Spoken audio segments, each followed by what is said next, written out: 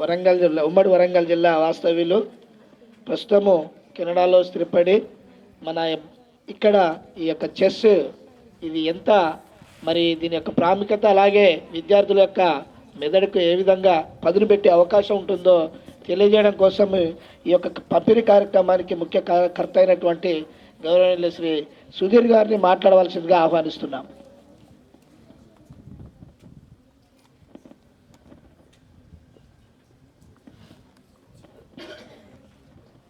Good afternoon everybody. Afternoon, morning మీరు 12 దాటినట్టున్నది, I can say that. So వేదికల అలంకరించిన పెద్దలు ఎంఈ ఆనందం గారు, రామకృష్ణ గారు, సర్పంచ్ రాజాగౌడ్ గారు చాలా 2 నిమిషాల్లో ఒక హల్చల్ చేసింది. సార్ చెస్ వచ్చు నాకు అని, చెస్ ఆడిండు కాబట్టే అంత యంగ్ వయసులో సర్పంచ్ అయిండు, విన్నారా? సో పావులు ఎటు ఐదు కలపాలి అవన్నీ బాగా తెలుసు సార్. సో మా పెద్దలు విజయ్ కుమార్ సారు, గంప అశోక్ గారు, హెడ్ మాస్టర్ వెంకటేశ్వర్ గారు, సతీష్ గారు చాలా చక్కగా మాట్లాడిండు. మా మిత్రుడు మార్నేని వెంకట్రామారావు, నేను జవహర్లాల్ నెహ్రూ యూనివర్సిటీలో 85 to 90 వరకు ఉన్నా, నా ఎంఏ ఎంఫిల్ అక్కడే చేసిన. నేను చదువుకుంటున్నప్పుడు ఢిల్లీ యూనివర్సిటీలో లా చేస్తుండే, నాకు అక్కడ పరిచయం వెంకట్రామారావు గారు.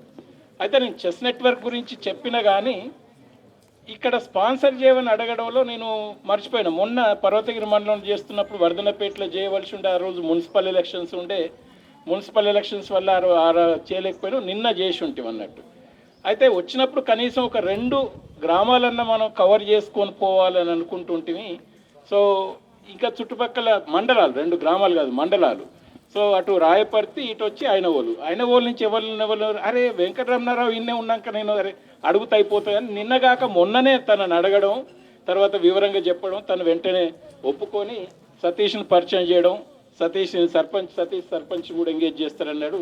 కాబట్టి 2 రోజులలో ఇది ప్రోగ్రామ్ డిసైడ్ అయింది. తర్వాత చెస్ బోర్డులు అంటే అంతకుముందే సేకరించినాం కాబట్టి అది పెద్ద ఇబ్బంది లేదు.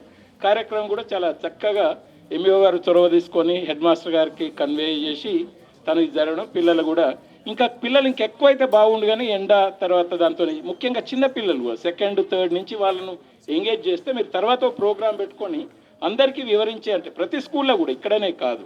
అయితే కొంచెం నేను బ్యాక్గ్రౌండ్ ఇస్తా, ఇది ఎందుకు మొదలు పెట్టినవేంది. నా స్వస్థలం వచ్చి ఎల్కదుర్తి మండలం, దండేపల్లి గ్రామం, ఒకప్పటి కరీంనగర్ జిల్లా, ప్రస్తుతం హనంకొండ జిల్లాలో ఉన్నది. మా అమ్మమ్మ వాళ్ళ ఊరు వచ్చి వర్ధన్నపేట మండలం, ల్యావర్తి గ్రామం. సో ఒకప్పుడు ల్యావర్తి పోవాలంటే ప్రైవేట్ బస్సులు, ఆర్టీసీ లేకముందు అన్నారం పోయే బస్సు, అటు సోమవారం ఇదే ఊరు నుంచి పోయేది. పున్నేలు, తర్వాత ఐనవోలు, కకిరాలపల్లి, ఇవన్నీ కూడా నాకు సుపరిచితం. కానీ క్రమక్రమంగా ఆర్టీసీ బస్సులు వచ్చినాయి, తర్వాత ఇటు రావడం కూడా తగ్గింది. వచ్చినా కూడా మెయిన్ రోడ్ వెంబడిపోవడం కాబట్టి ఇటు ఎక్కువ రాలేదు. కానీ పక్కకే ఉన్న పున్నేలు మా చిన్నమ్మ వాళ్ళ ఊరు, మా చిన్నమ్మ కొడుకు వేణు కూడా ఇక్కడే ఉన్నాడు. సో అయితే నేను 1985 నుంచి 90 వరకు ఢిల్లీ ఉన్న తర్వాత 3-4 ఏళ్ళ తర్వాత అమెరికా పోవడం జరిగింది. అమెరికా పోయినాక 1-2 సంవత్సరాల్లో అప్పటికే ఇక్కడ వ్యవసాయ రంగం స్థితిగతులు మారడం, భూగర్భ జలాలు అడగంటడం, కరెంటు కోతలు, వ్యవసాయం సంక్షోభంకు నెట్టబడుతున్న రోజులలో నేను ఒక వ్యవసాయ కుటుంబం నుంచి వచ్చిన. అందులో నేను అమెరికా పోయే ముందు ఒక 3-4 ఏళ్ళు వ్యవసాయం కూడా చేసిన మా ఊళ్ళో, ఆ పరిస్థితులన్నీ అనుభవించిన. అయితే ఎప్పుడైతే పరకాల రైతుల ఆత్మహత్యలు దాదాపు 300 మంది చనిపోయి, పిల్లలంటే తెలియదు సార్లకు చాలామంది తెలిసి ఉంటుంది, దాదాపు 96, 97 చాలా చాలా బాధాకరమైన, విషాదకరమైనది. ఇవన్నీ చూస్తుంటే మా ఇంటిని ఆనుకొని కనీసం ఒక 3 రైతులు చనిపోయింది ఉన్నారా. సో ఈ నేపథ్యంలో నేను పిహెచ్డి చేసేది 6-7 ఏళ్ళు. తర్వాత మా పరిస్థితి కూడా వ్యవసాయ రంగంలో పేరు కొంత భూమి ఉన్నా కూడా నీరు సరిగా లేక, కరెంట్ లేక, ఈ పరిస్థితిలో మనం 6-7 ఏళ్ళు మనం చదవగలుగుతాం అని చెప్పి నేను మా పిహెచ్డి గైడు వద్దు నువ్వు కంటిన్యూ చేయని అన్నా కూడా వినకుండా నేను మళ్ళీ కొన్ని రోజుల తర్వాత మాస్టర్స్ షిఫ్ట్ అయింటిని. మా పిహెచ్డి గైడ్ ఎలినార్ ఆస్ట్రామ్ అని మొదటి మహిళా Nobel laureate, Nobel economics laureate. She is the first women Nobel laureate in economics, Elinor Ostrom అని. అంటే సమూహాలు వాళ్ళ అవసరాలు తీర్చుకోవడానికి ఏ రకమైన కట్టుబాట్లు చేసుకుంటారు, ఏ రకమైన వ్యవస్థ పరమైన సర్దుబాట్లు చేసుకుంటారు. అది ఒక చెరువు నిర్వహణ కానీ, ఒక పచ్చిక బిల్లను నడుపుకోవడం కానీ, ఒక స్కూల్ కానీ లేకపోతే సీస్ కానీ ప్రపంచవ్యాప్తంగా 30 కిలోమీటర్లు దాటితే సముద్రం అనేది ఏ ఒక్కరికి చెందింది కాదు. కానీ ఎట్లా నిర్వహించుకుంటారు? ఈ నిర్వహించుకోవడానికి సమూహాలు చిన్న చిన్న మైక్రో స్కేల్ నుంచి మ్యాక్రో స్కేల్ వరకు వాళ్ళు ఏ విధంగా దగ్గరకు వస్తారు, ఏ విధంగా రూల్స్ ఇచ్చేసుకుంటారు. సో గవర్నెన్స్ ఆఫ్ కామన్స్ అనే ఒక పుస్తకాన్ని ఆమె క్లాసిక్ వర్క్ దాని దృష్ట్యా 2009లో తనకు నోబెల్ ప్రైజ్ వచ్చింది ఎకనామిక్స్లో. అదే సంవత్సరం ప్రెసిడెంట్గా ఉన్న అమెరికన్ ప్రెసిడెంట్గా ఉన్న ఒబామాకు పీస్ ప్రైజ్ వచ్చింది. సో ఇద్దరు పక్కపక్కకు ఉన్నారు. సో ఎనీవే, అయితే ఆమె స్ఫూర్తి నేను పిహెచ్డి ప్రోగ్రాం వదిలిపెట్టినా కూడా ఆ స్ఫూర్తి అట్నే కంటిన్యూ అయింది. నేను పిహెచ్డి ప్రోగ్రాం వదిలిపెట్టిన తర్వాత న్యూయార్క్ మూవ్ అయిన తర్వాత మాస్టర్స్లో జాయిన్ అయ్యాక ఒక 1 ఇయర్ పూర్తిగా దాని మీద కొత్త సబ్జెక్టు కంప్యూటర్ సైన్సు, నేను రాజనీతి శాస్త్రం పబ్లిక్ పాలసీ నుంచి కంప్యూటర్ సైన్స్కి వచ్చిన ఉద్యోగం అనేది అప్పుడు అవసరం కాబట్టి ఆ ఒత్తిడికి మానసిక ఒత్తిడిలోనే అప్పుడు షిఫ్ట్ అయినా కానీ అదేదో చాలా ఇష్టంతో జాయిన్ అయింది కాదు. ఎనివే, ఒక సంవత్సరం తర్వాత ఇక్కడ జరుగుతున్న పరిస్థితులు ఈ నేపథ్యం దాంట్లో మేము ఆ రోజుల్లో కొంత కల్పించుకొని ముఖ్యంగా ఆదిలాబాద్లో కలరా 1997, 98 ముఖ్యంగా ఒక కలరా ఎపిడమిక్తో దాదాపు ఒక 2000 మంది ట్రైబల్స్ చనిపోయిండు. ఇంకా చనిపోతుంటే అప్పుడు పూజ్యులు గౌరవనీయులు జయశంకర్ సారు వేరే కొంతమంది కలిసి అక్కడికి పోయి వచ్చి పరిస్థితి బాగలేదని చెప్పి ప్రభుత్వం నివేదించడం, ఎన్ఆర్ఐలుగా మీరు కూడా కొంత ప్రభుత్వాన్ని రాయండి అంటే అప్పుడు రాయడం, దాని తర్వాత వరల్డ్ హెల్త్ ఆర్గనైజేషన్ రాయడం, ఇక్కడ ప్రెస్కి రాయడం, ముఖ్యమంత్రికి రాయడం. ఆ నేపథ్యంలో మేము అమెరికన్స్ కూడా చాలా పెద్ద ఎత్తున కదిలిచ్చినాం. అయితే అప్పుడు సందర్భం ఏంటంటే స్పేస్ టెక్నాలజీలో అమెరికా ఇండియా పెద్ద ఎత్తున ముందుకు వస్తున్నది. పోఖ్రాన్ ఇన్సిడెంట్స్ అయిన న్యూక్లియర్ దాంట్లో తనకంటూ ఒక స్థానాన్ని బదిలపరుచుకున్నది. కంప్యూటర్ ఇంజనీర్లు పెద్ద ఎత్తున వస్తున్నారు, డాక్టర్లు పెద్ద ఎత్తున వస్తున్నారు. ఇంత అద్భుతంగా ఇంత కెపబిలిటీస్ ఉన్న దేశంలో ఎందుకు చిన్నగా డ్రింకింగ్ వాటర్ ప్రొవైడ్ చేసుకోలేక ఇంతమంది చనిపోయింది అనేది వాళ్ళకు పెద్ద సందిగ్ధం అన్నట్టు. సో ఎనీవే, అయితే అక్కడి నుంచి మొదలై మేము తర్వాత కొన్ని రోజులకు జయశంకర్ సార్తో మీటింగ్ పెట్టడం, దాని కొనసాగింపు మళ్ళీ ఒక 2-3 మీటింగ్ల తర్వాత 1999లో తెలంగాణ డెవలప్మెంట్ ఫోరం స్థాపించి ఇక్కడ ఉద్యమకు ఇక్కడి నుంచి పోయి అక్కడ సెటిల్ అయిన వాళ్ళని కదిలియడం, చాలా పెద్ద ఎత్తున ఇక్కడ ఉన్న వాళ్ళని ఎమ్మెల్యేలతో మాట్లాడడం, మేధావులతో మాట్లాడడం ఇది జరుగుతున్న క్రమంలో చాలామంది అమెరికాలో ఉన్న వాళ్ళు కానీ ఇక్కడ వాళ్ళతో సంబంధాలు ఏర్పరచుకోవడం. దీంట్లో రేపటి తెలంగాణలో మనం ఏం చేసుకోవాలనే చర్చలు ఇవన్నీ కూడా ముఖ్యంగా విద్య కావచ్చు, వైద్యం కావచ్చు, రకరకాల వాటి మీద చాలా పెద్ద ఎత్తున మేము ఇన్వాల్వ్ అయినాం. అయితే వ్యక్తిగతంగా మనం ఏం చేసుకోవచ్చు అని అనుకున్నప్పుడు ఎవరి ఊరికి వాళ్ళు, ఎవరి స్కూల్ వాళ్ళు ఏం చేయవచ్చు అన్నప్పుడు మేము ఎల్కతుర్తి కేంద్రంగా ఒక 5 స్కూళ్ళల్లో లైబ్రరీలు మొదలుపెట్టినాం. పిల్లలు ఈ కరికులం అంటే పాఠ్య పుస్తకాలే కాకుండా దాని బయట కూడా చదివేటి ఏం చదవచ్చు అది ఇది అనేది వీళ్ళకి పుస్తక పఠనం మీద ఒక ప్రేమ అనేది పెంపొందించాలన్న దాంతో లైబ్రరీలు మొదలుపెట్టి 2004లో చాలా ఫ్రెండ్స్ మా దగ్గర మొదలుపెట్టండి అంటే అప్పుడు రూరల్ లైబ్రరీ ఫౌండేషన్ అని స్టార్ట్ చేసి కోవిడ్ స్టార్ట్ అయ్యే వరకు దాదాపు ఒక 150 గ్రామాలలో ప్రభుత్వ పాఠశాలలో మేము లైబ్రరీలు నడిపినాం. ప్రధానంగా వరంగల్, హనంకొండ, కరీంనగర్, మెదక్, మహబూబ్నగర్ ఇదంతా కూడా. అయితే కోవిడ్ వచ్చినాక చాలా స్తంభించినట్టు కార్యకలాపాలు లైబ్రరీలు కూడా మేము బంద్ చేయవలసి వచ్చింది. అయితే అదే టైంలో నేను అనుకోకుండా ఇండియా రావడం, ఈ కోవిడ్ వల్ల ఇక్కడ ఆగిపోవడం, దాదాపు రకరకాల కారణాలు, కోవిడ్ తర్వాత ట్రావెల్ మీద బ్యాన్ ఉండడం, దాని తర్వాత పర్సనల్ కారణాల వల్ల నేను ఒక దాదాపు 1.5 సంవత్సరం ఇక్కడ ఇండియాలోనే ఉంటుంది. ఆ టైంలో నేను పిల్లల్ని చాలా క్లోజ్గా అబ్జర్వ్ చేయడం, మా ఊళ్ళో ఉన్న పిల్లలను పెద్ద ఎత్తున వాళ్ళతో మాట్లాడడం. ఒకప్పుడు మాట్లాడితే వాళ్ళు టైం ఇచ్చేది, మాట్లాడేది, ఎంగేజ్ అయ్యేది. కానీ ఎప్పుడైతే సెల్ ఫోన్లు వచ్చినాయో, అంటే సెల్ ఫోన్ల ద్వారా విద్యను అందియాలి అని ఎప్పుడైతే తప్పనిసరి పరిస్థితిలో గవర్నమెంటు వాళ్ళు ఒక మొదలు పెట్టిందో, చాలా ఇళ్లలో సెల్ ఫోన్ అనేది తప్పనిసరి పరిస్థితిలో రావడం, అది చాలా అతి త్వరలోనే ఒక 3 నుంచి 6 నెలలనే వాళ్ళు సెల్ ఫోన్ వేరే వాటికి కూడా వాడడం అనేది, యూట్యూబ్ కావచ్చు, సోషల్ మీడియా కావచ్చు, ఇదంతా అయినాక ఈ తీట క్యారెక్టర్లను, చాలా కోతి వేషాల క్యారెక్టర్లను కూడా ఎలివేట్ చేసి చూపడం, వీటితో పిల్లలు దాని ప్రభావం లోను కావడం, ఓపికలు నశించడం, వినే ఓపిక లేకపోవడం, పిల్లలతో మాట్లాడితే 4-5 నిమిషాలు కూడా వాళ్ళ అటెన్షన్ను మేము నిలబెట్టలేకపోయేది. ఇవన్నీ చూసినాక రేపు ఈ పిల్లలంతా ఏం కావాలి, వీళ్ళకి ఏకాగ్రత లోపిస్తుంది, చదువు మీద శ్రద్ధ ఇదవుతుంది. వీళ్ళంతా కూడా మొదటి తరం వాళ్ళ పిల్లలు, సిటీలో ఉన్న ఇప్పుడు టీచర్లు, ఉద్యోగస్తులు, చాలామంది ఆఫీసర్లు, వాళ్ళ పిల్లలు వేరు, వీళ్ళు మొదటి తరం పిల్లలు, వీళ్ళ తల్లిదండ్రులు చదువు రాదు కాబట్టి తల్లిదండ్రులు గైడ్ చేసుకునే పరిస్థితి లేదు, టీచర్లు కూడా ఇటువంటి వాటిని పట్టించుకునేటట్టు లేదు.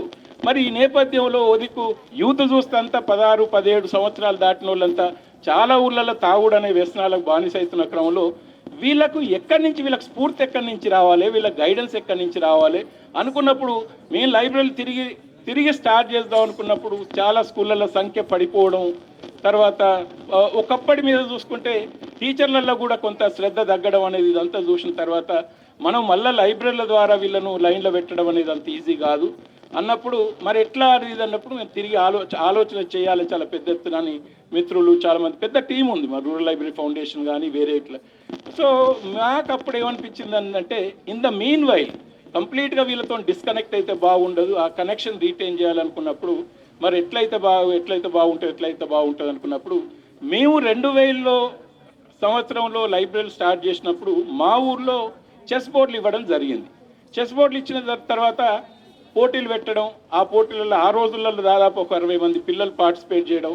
మేము వెనకకి తిరిగి చూస్తే ఈ చెస్ పెద్ద ఎత్తున ఆడిన వాళ్ళని కనుక పరిశీలిస్తే చాలా కలర్ఫుల్ క్యారెక్టర్స్, చాలా వాళ్ళు లైఫ్లో మంచిగా సెటిల్ కావడం జరిగింది, ఆలోచన పనులు తయారైనలు, చాలా చాలా ఇంట్రెస్టింగ్. వాళ్ళు అప్పుడు ఆడిన వాళ్ళని కనుక ఒక 10-15 మంది కనుక వాళ్ళ మీద ఒక డాక్యుమెంటరీ కనుక తీసేది ఉంటే చాలా అద్భుతమైనది ఉంటుంది. సో మాకు అనిపించింది అరే ఆటల ద్వారా మళ్ళీ పిల్లల దగ్గర పోవడం, చదువు అనేది తర్వాత మనం we can always approach them అనే దాంతో మా ఊర్లో వినాయక చవితి సందర్భంగా దాదాపు 17 పాండల్స్లో చెస్ బోర్డులు అనేది ఇవ్వడం జరిగింది.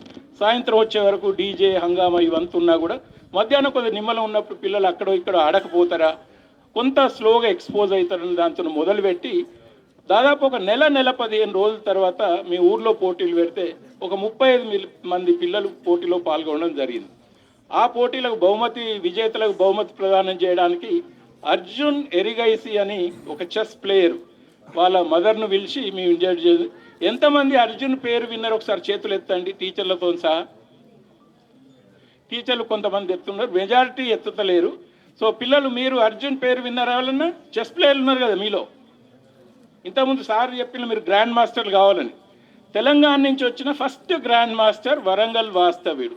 గ్రాండ్ మాస్టరే కాదు, 2 సంవత్సరాల నుంచి ఒక మధ్యన కొన్ని రోజులు తప్ప 2 సంవత్సరాల నుంచి కన్సిస్టెంట్గా ఇండియా నంబర్ 1 ప్లేయర్గా నిలిచిన ఆయనే అర్జున్ ఎరిగేసి. 20వ సంవత్సరం అప్పుడు తను ఇండియా నంబర్ 1 అయిండు. తను అదే సంవత్సరం వరల్డ్ నంబర్ 2 ర్యాంకింగ్, ప్రపంచంలో 2వ ర్యాంకు ఉండే అర్జున్ ఎరిగేసి. అప్పటి నుంచి ఇప్పటి వరకు కూడా దాదాపు 2, 3, 4, 5 మధ్యన అటు ఇటు జరుగుతుంది. సో అర్జున్ గురించి నాకు తెలిసినప్పుడు నేను చాలా ఆశ్చర్యపోయాను. అంటే మొదలు గ్రాండ్ మాస్టర్ అని తెలిసింది, దట్ వాజ్ వెరీ ఇంట్రెస్టింగ్. తర్వాత మధ్యన ఒక 1 ఇయర్ నేను గ్యాప్లో నేను వేరే కారణాల వల్ల అంత దృష్టి పెట్టలేదు. ఎప్పుడైతే అర్జున్ ర్యాంక్ పెరుగుతూ వస్తుందో మళ్ళీ 4 దృష్టికి వచ్చినప్పుడు నేను ఫాలో అవుతుంటే నేను వరంగల్ వాస్తవ్యుడు కదా, మరి ఎందుకు వరంగల్ ఇంతమంది ఇవ్వలేవు అనకపాయని చెప్పి చదువుకున్న వాళ్ళు, మిత్రులు, డాక్టర్లు, ఇంజనీర్లు, ప్రొఫెసర్లు, టీచర్లు ఒక 20 మందిని నేను అర్జున్ గురించి అడిగితే 20 మందిలో 2కే అర్జున్ పేరు విన్నరు. అప్పటికి విన్నరా? 2. ఒక ఆయన నుండి అర్జున్ అంటే చెస్ ఆడతాడు కదా పిల్లగాడని ఒక ఆయన, ఇంకొక ఆయన అర్జున్ గురించి తెలియని వాళ్ళకు చాలా చాలా ఫేమస్ చెస్ ప్లేయర్ కదా అన్నారు. మిగతా 18 మందికి అర్జున్ గురించి తెలియదు. మా ఊరికి దగ్గరలో ఉన్న జీలుగునలే గ్రామం మాకు 7 కిలోమీటర్లు, అక్కడ తెలియదు, మా ఊళ్ళో తెలియదు, వరంగల్లో చదువుకున్న వాళ్ళే తెలియదు. మరి అయినప్పుడు సెల్ ఫోన్ల ప్రభావం లేకపోతే ఊళ్ళో యూత్ తాగుడుకు బానిస అవుతానంటే ఎందుకు కాకుంటుంటారు? ఒక ఇంత గొప్ప మంచి జరుగుతుంటే ఒక మంచి విషయం ఇంత ప్రాముఖ్యత గల ప్లేయర్ వచ్చే వాళ్ళకి ఎవరు చెప్పేటోళ్ళు లేరు, మీకు స్ఫూర్తి అందించేటోళ్ళు లేరు. మరి అయినప్పుడు అంటే ఇది ఒక్కటే కాదు, నేనేది ఇది ఒక ఎగ్జాంపుల్గా తీసుకుంటానా. మేము చిన్నపిల్లలు ఉన్నప్పుడు వాగులెంబడి ఈత పనులకు చేపలు పట్టుడు అంటే ప్రకృతిలో మమేకమయ్యేది, మర్చిపోయేది అసలు. వినరా? కోతి కొమ్మ ఆడడం, కబడ్డీ, చిరగోనే, రకరకాలు. సో ఇప్పుడు ప్రకృతితో సంబంధం దగ్గుతున్నది, ఆటపాటలు దగ్గుతున్నాయి. ఆటపాటలు అంటే యూట్యూబ్ ఏది చూపిస్తున్నారో గదే ఆట గదే పాట. వినరా? యూట్యూబ్ దాటి ఇవాళ ఆటపాటలు అనేది ఇవన్నీ కనుమరుగైతున్న క్రమంలో ఈ ఖాళీతనం ఏదైతున్నదో దీన్నే సెల్ అనేది ఒక అట్రాక్షన్ లాగా పిల్లలకు వస్తున్నదని మేము ఇచ్చేసి ఇవన్నీ మేము రాయడం, మాట్లాడడం ఇవన్నీ చేస్తున్న క్రమంలో చాలామంది మిత్రులు అరే ఇది చాలా అద్భుతమైన ఆలోచన, మనం మా దగ్గర కూడా చేస్తాం, మా మండలం కూడా చేస్తాం అని చెప్పి ముందర రావడం, వీళ్ళందరినీ ఒక సమూహంగా చెస్ నెట్వర్క్ అనే ఒక వాట్సాప్ గ్రూప్ క్రియేట్ చేసి చాలా కొద్ది కాలంలోనే ఒక ఆర్గనైజేషన్గా రిజిస్టర్ చేసి ఇవాళ మేము మొదలుపెట్టిన దాదాపు 15 నెలల క్రమంలో ఇప్పుడు దాదాపు 25,000 చెస్ బోర్డులకు పైన గవర్నమెంట్ పాఠశాలలో పంచినాం ఇప్పటికి. విన్నారా? మహబూబ్ నగర్ జిల్లాలో మొత్తం పంచినాం. ప్రతి గవర్నమెంట్ స్కూల్లో ఆల్రెడీ పంపకం జరిగింది. ఆడ మొన్న 26 రిపబ్లిక్ అప్పుడు అయితే పోటీలు కూడా. ఇప్పుడు ప్రస్తుతం నిజామాబాదు తర్వాత కామారెడ్డి మాకు మొత్తం 2 జిల్లాలకు టోటల్గా ఫండింగ్ వచ్చింది. ఎక్కడైతే మా మండలాన్ని నేను చేస్తా అని చెప్పి వస్తున్నారో, లేకపోతే 2-3 కలిసి చేస్తామని చెప్పి వస్తున్నారో అక్కడ మండలం కేంద్రంగా చేస్తున్నాం. ప్రతి గ్రామాన్ని మేము పోయి చేయాలంటే వేల కొద్ది గ్రామాలు కష్టం కాబట్టి మండలం ఒక కేంద్రంగా తీసుకొని అక్కడ ఉన్న గవర్నమెంట్ స్కూల్లో ఉన్న స్టాటిస్టిక్స్, ఎంతమంది విద్యార్థులు, ఎన్ని స్కూళ్ళు, ఇవన్నీ తీసుకొని మేము లెక్కలు వేసుకొని ప్రతి 20 మంది పిల్లలకు కనీసం ఒక చెస్ బోర్డు చొప్పున మేము ఇస్తున్నాం. ఓ దగ్గర 25 మంది పిల్లలు ఉంటారు, కనీసం 2 బోర్డులు. విన్నారా? 20 మంది పిల్లలుంటే ఒక బోర్డు, 100 మంది పిల్లలుంటే ఒక 5 బోర్డులు. సో ఈ చెస్ బోర్డులు ఇవ్వడమే కాకుండా ప్రతి స్కూళ్ళ నుండి, హై స్కూళ్ళ నుంచి అయితే కనీసం 2 టీచర్లు, అంటే పీఈటీ టీచర్ తప్పనిసరి, ఏదన్నా ఒక సబ్జెక్టు టీచ్ చేసే వాళ్ళు, చెస్ పట్ల ఆసక్తి ఉన్న వాళ్ళు కనుక ఉంటే ప్రతి హై స్కూల్ నుంచి 2 టీచర్లు, ప్రతి ప్రైమరీ స్కూల్ నుంచి 1 టీచరు.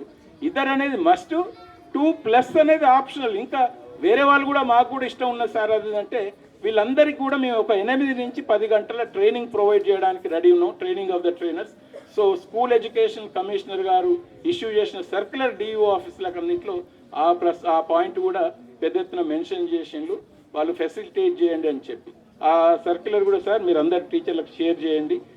దానికంటే ముందు హిందూలో ఒక పెద్ద ఆర్టికల్ వచ్చింది, open special focus article 1 whole page, దాంట్లో కూడా డీటెయిల్గా ఇచ్చిండ్రు, అది కూడా సార్ మీరు షేర్ చేయండి. ఈ వారం బహుశా ఈ ఆదివారం కనుక తప్పితే కనీసం నెక్స్ట్ ఆదివారం ఈనాడు సండే స్పెషల్లో చెస్ నెట్వర్క్ మీద ఒక స్పెషల్ కవర్ వస్తుంది. అది అందరూ కూడా మీరు చదవండి, పిల్లలతో చదివండి.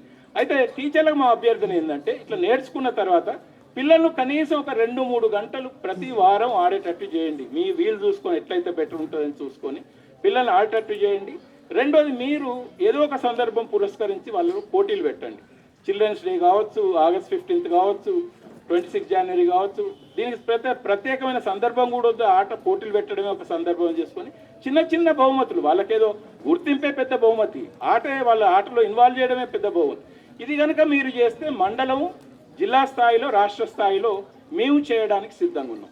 అయితే ఈ స్కూలు ఇప్పటివరకు అయితే మేము గవర్నమెంట్ స్కూళ్ళకి ఇస్తున్నాం. మొన్న పర్వతగిరి మండలంలో బోయినపల్లి వినోద్ కుమార్ గారు స్పాన్సర్ చేసి, సుధీర్ ప్రైవేట్ స్కూల్ నుంచి వచ్చిన పిల్లలను మనం ఎందుకు డిస్క్రిమినేట్ చేయాలి, వాళ్ళు కూడా చిన్న కుటుంబాల నుంచి వచ్చిన వాళ్ళు, ఊళ్ళో ఉన్నారంటేనే ఇటువంటి వాళ్ళు కాబట్టి మేము అక్కడ వాళ్ళకు కూడా ఇవ్వండి అంటే మొన్న పర్వతగిరిలో ప్రైవేట్ స్కూల్స్ కూడా ఇవ్వడం జరిగింది.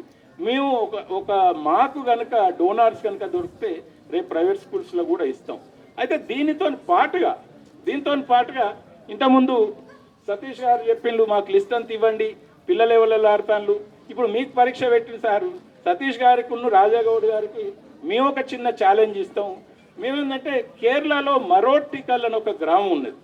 మరోటికల్ అనేది కేరళలో అక్కడ ఒక టీ స్టాల్ ఓనరు, ఆ యూత్ అంతా కూడా తావుడు కలవాతాలు, గాలి తిరుగుతాలు, ఈ వీళ్ళంతా కొంత లైన్లో ఏదో విధంగా పాజిటివ్ ఎంగేజ్ చేయాలని చెప్పి ఆ టీ స్టాల్ దగ్గర చెస్ బోర్డులు పెట్టడం, అక్కడి నుంచి క్రమక్రమంగా ఊరంతా కూడా 4-5 సంవత్సరాల నుంచి 80 సంవత్సరాల వరకు వాళ్ళు కదలగలిగే, ఆలోచించగలిగే ప్రతి వాళ్ళు అక్కడ చెస్ ఆడతారు. Is the first 100% chess literate village in the whole country. విన్నారా? 100% chess literate in the whole country. మేము ఈ మధ్యన తెలంగాణలో మనం ఈ స్ఫూర్తిని ఎట్లా తీసుకురావాలని చెప్పి మరోటికల్ ప్రైజ్ అనేది ఒకటి డిక్లేర్ చేసినాం. మరోటికల్ ప్రైజ్లో ఏ గ్రామం అన్నా కనుక 100% చెస్ లిటరేట్ విలేజ్ అయితే 5 లక్షల రూపాయల ప్రైజ్ మేము ఇవ్వడానికి రెడీ ఉన్నాం. సో మీరు ఐలోనికి ఒక అద్భుతమైన అవకాశం, మీ ఆధ్వర్యంలో కనుక మీరు ముందర పడితే మీరు 100 అంటే 100 కాకపోవచ్చు, కానీ మీరు ట్రై చేయండి, రేపు మేము చేస్తాం. సో మీరు రేపు ఇంటికి ఒక చెస్ బోర్డు, మీకు ఎంత అవుతుంది, ఒక 250-300 రూపాయలు అయితే ఇంటికి ఒక చెస్ బోర్డు. తర్వాత వాళ్ళ కోచింగ్ ఇస్తాం. ఈ పిల్లలు కనుక తలుచుకుంటే ఇప్పుడు 100% చెస్ లిటరేట్ స్కూల్స్ కనుక అయితే వీళ్ళందరూ కూడా ఇంతకుముందు Vijay Kumar sir each one teach 10 అని ఎట్లయితారో మీరు మీ నాయనమ్మకో మీ పక్కకున్న వాడలో మీ నేబర్కో మీ వాడలో ఉన్న ఓ తాగుబోతులను కూడా మనం విస్మరించొద్దు.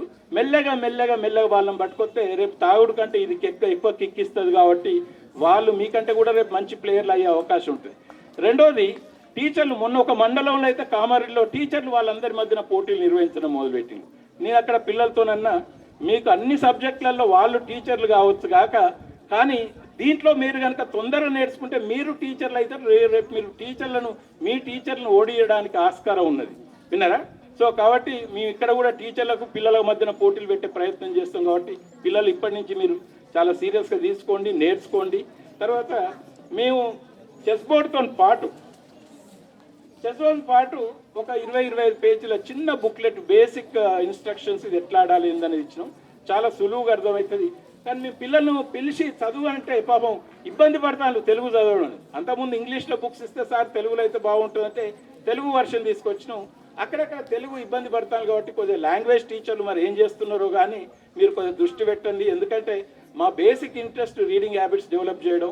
అందులో రీడింగ్ హ్యాబిట్ చదవడం అనే కాదు, ఒక బ్రాడ్గా పఠన పట్ల ఒక ఆసక్తి, ప్రపంచాన్ని గురించి నేర్చుకోవడం, ప్రకృతి పరిసరాలు ఇదంతా నేర్చుకోవాలని చిన్నప్పటి నుంచే కథలు చెప్పడం ద్వారా వాళ్ళలో ఆసక్తి కలిపేయడం అనేది కనుక ఇదేది ఉంటే మళ్ళీ లాంగ్వేజ్ స్కిల్స్ కూడా ఇంప్రూవ్ అవుతాయి. తర్వాత ఇంతకుముందు వేరే గేమ్స్, ఇండోర్ గేమ్స్ గురించి నేను అనుకుంటా రామకృష్ణ గారు చెప్పిండు 15,000 ఇస్తున్నారు. వర్డ్ స్క్రాబుల్ అనే గేమ్ ఏదైతున్నదో మీరు సార్ వర్డ్ స్క్రాబుల్ కూడా ఇంట్రడ్యూస్ చేయండి. చిన్న ఆల్ఫాబెట్స్ ద్వారా ఒక బంచ్ ఆఫ్ ఆల్ఫాబెట్స్ ఉంటాయి. ఓవల్స్ అంటే మీకు ఎక్కువ ఉంటాయి, దాంట్లో ఎక్స్ జీ ఇటువంటివి తక్కువ ఉంటాయి. అటువంటి మీకు ప్లాస్టిక్ దాని మీద ఇవి ప్రింట్ అయి ఉంటాయి. అది మొత్తం బోర్డులు ఇచ్చి కనిపించకుంటే మీరు పిక్ చేసుకుంటారు. ప్రతి ప్లేయరు ఒక 7 అక్షరాలు పిక్ చేసుకొని వీటితోని వాళ్ళు వర్డ్స్ తయారు చేయాలి ఆ బోర్డు మీద. సో దానికి ప్రతి అక్షరానికి కొన్ని పాయింట్స్ ఉంటాయి. దాంతో ఇప్పుడు కొంతమందికి కొత్త అక్షరాలు ఫాస్ట్గా గ్రాస్ప్ చేసేటోళ్ళు ఆల్రెడీ కొంత తెలిసిన వాళ్ళ ద్వారా కొత్త అక్షరాలు నేర్చుకుంటారు. అక్షరాలే కాదు వాటి మీనింగ్స్ నేర్చుకుంటారు. ఇవన్నీ గాలిలు దొరకాయి పదాలు కాబట్టి మీరు చదవాలి. అట్లా మీరు స్లోగా దాన్ని బిల్డ్ కనుక చేసుకుంటే మీకు లాంగ్వేజ్ ఎబిలిటీస్ కూడా ఇది అవుతుంది. కాబట్టి కొంచెం ఖర్చుతో కూడుకున్నది కంపేర్ టు చెస్ అది. కానీ మీరు చాలా ఇవ్వవలసిన అవసరం ఏం లేదు. కొన్ని ఇచ్చినా కూడా స్కూల్కు 2-3 వర్డ్ స్క్రాబుల్ తప్పనిసరి తెప్పించుకునే ప్రయత్నం చేయండి. అయితే ఎవరన్నా ఒక అమ్మాయో అబ్బాయి ఎవరన్నా కొంత చదివేటోళ్ళు ఒక్కసారి ఇట్లా రండి అమ్మా, ఎవరన్నా ఒక్కరు రండి, భయపడకుండా. ఇట్లా భయపడితే నువ్వు పుణ్యేళ్ళు అమ్మాయిలు ఎవరున్నారు? ఇంతకుముందు పుణ్యేళ్ళ వాళ్ళతో మాట్లాడుతున్నా.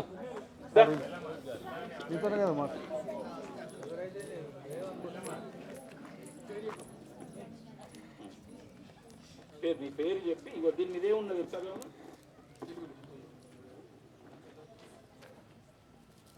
Myself Lakshmi Prasanna from KGBV Anavol. Chelo dost chess ఆడదాం. దోస్త్ అంటే తెలుసు కదా అందరికి. Okay next. Let's spread the joy of chess each. మళ్ళీ చదవాలి. Let's spread the joy of chess. Okay let's spread the joy of chess. అది chess network mission statement. అక్కడ మీరు కింద ఉన్నది చూడండి, ఆ బ్యానర్ మీద కింద let's spread the joy of chess. ఇంతకుముందు సార్లందరూ కూడా మిమ్మల్ని సెల్ ఫోన్లను దూరం చేయడానికి అన్నది కాదు. వాళ్ళు ఏంటంటే అది ఎక్కువ తక్కువ వాడొద్దు అనే దాంతో చెప్పలే తప్ప మేమైతే ఇంకేమంటాం, సెల్ ఫోన్ అనేది మాకు వాటి కొంచెం దూరం చేయాలని కొంత ఉన్నా కూడా దానికంటే ఎక్కువ ఈ ఆట ద్వారా ఆనందాన్ని పంచుతాం. మీరు ఆడితే ఏంటంటే చాలా సంతోషం అవుతుంది. సో జాయ్ అంటే సంతోషం కదా. సో కాబట్టి ఒకటి మీరు ఆట ద్వారా మీరు సంతోషంగా ఉండడం, ఆ సంతోషాన్ని 10 మందికి పంచాలనే దాంతో let's spread the joy of chess. And how are we going to do it అది చెప్పమ్మా. నెక్స్ట్ ఇది Each one teach 10. ఓకే, మీరు నేర్చుకోవడం ద్వారా మీకు సంతోషం రావడం, మీరు 10 మందికి నేర్పడం, అది ప్రధానం. సో అయితే నేనేమంటా అంటే చలో దోస్త్ అని నేనంట మీరందరూ చెస్ ఆడదాం అనాలి. ఇంతకుముందు సురేష్ పాట పాడుతూ అందరితో చాలా ఉత్తేజితులు చేయడానికి చాలా కదిలిచ్చింది కదా. అదేవిధంగా మీ ఊరందరికీ వినిపించాలి, వీలైతే వేరే చుట్టుపక్కల ఉన్న తండాలు ఉన్నా కూడా. సో నేను చలో దోస్త్, గట్టిగా చలో దోస్త్, చలో దోస్త్, చలో దోస్త్, చలో దోస్త్. ఓకే, అందరూ చెస్ ఆడతారని ఆశిస్తూ ఈ అవకాశం ఇచ్చినందుకు థ్యాంక్స్ చెప్తున్నా. తర్వాత ప్రత్యేకంగా మా మిత్రుడు వెంకట్రామారావు గారికి. వెంకట్రామారావు గారికి ఇంకో అడిషనల్ రిక్వెస్ట్ ఏంటంటే, రేపు ఊర్లో కూడా చెస్ అడ్డాలని, ఎక్కడన్నా ఒక చెట్టు ఉంటే ఆ చెట్టు కింద 4 చాపలు వేసుకొని 4 చెస్ బోర్డులు కనుక ఎవరైనా వాలంటీర్ పోయి కనుక పెట్టుకుంటే మెల్లగా జమ అవుతాండ్రు. వాలంటీర్లు ఎక్కువ ఉన్నారనుకో 4 దిక్కుల చెస్ అడ్డాలు పెట్టుకోవచ్చు. సో ఈ చెస్ అడ్డాల ద్వారా స్లోగా ఊళ్ళకి ఆటను తీసుకుపోవడం, అది అవుతున్న కొద్దీ క్రమక్రమంగా దాన్ని ఎట్లా వ్యాప్తి చేయాలని ఆలోచన చేయడం అనేది ఉన్నది. కాబట్టి వాటికి కూడా మీరు కొంత సమకూర్చాలని వెంకటరామారావు గారు కానీ లేకపోతే సర్పంచ్ గారిని నేను వేడుకుంటున్నాను. Thanks lot. Thank you.